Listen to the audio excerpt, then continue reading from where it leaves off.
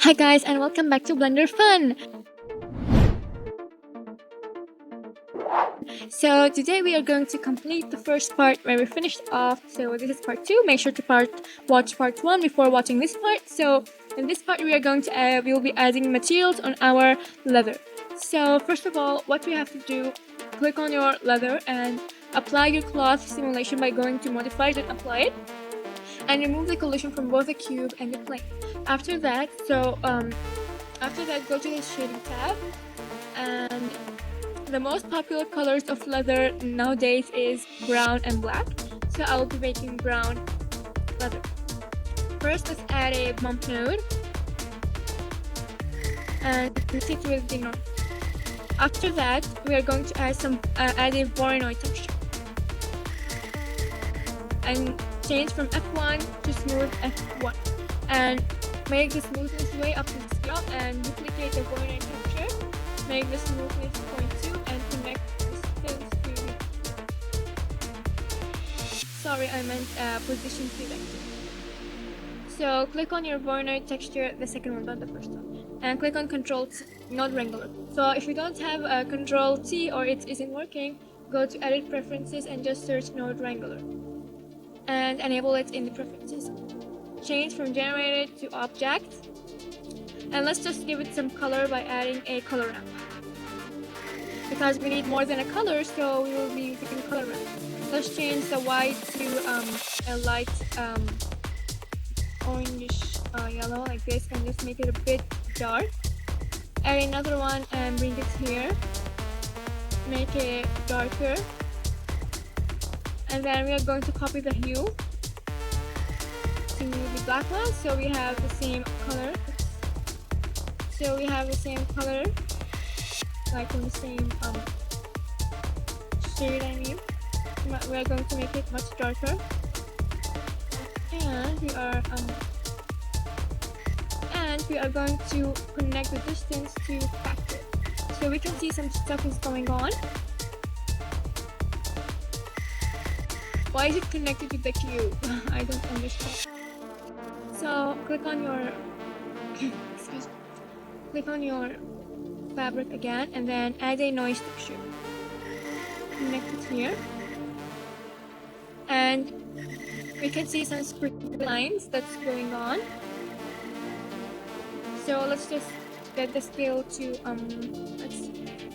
or something, and the detail to 6.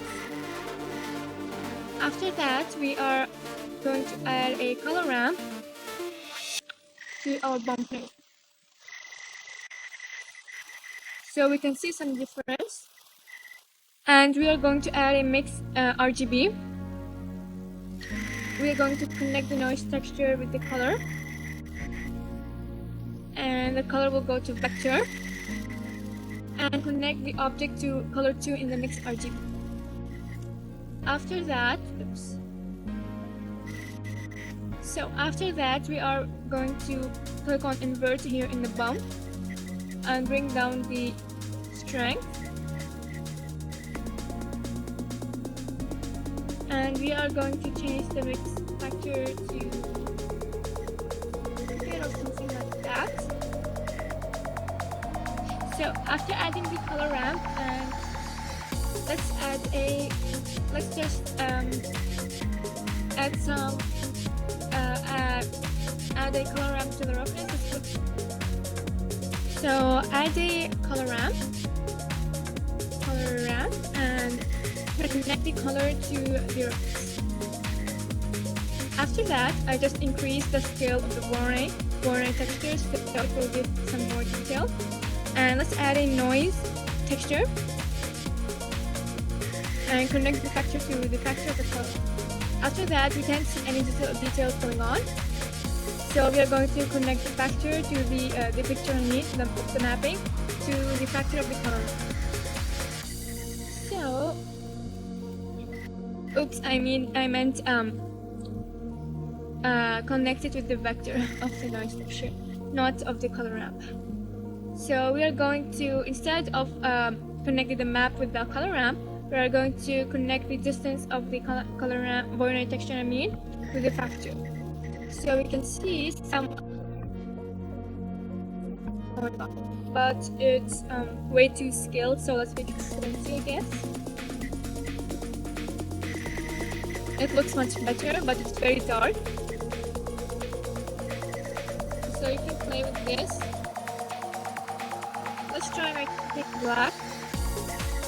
This looks also nice. It's like playing Minecraft.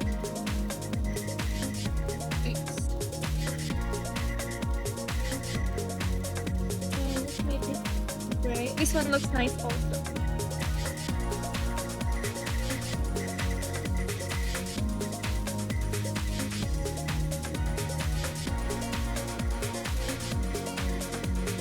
Let's add the material on our cube. We can make it yellow or any color we want. Emission also.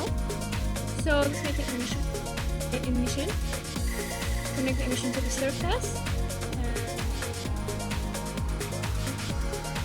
Let's delete the bottom plane and make the walls all black.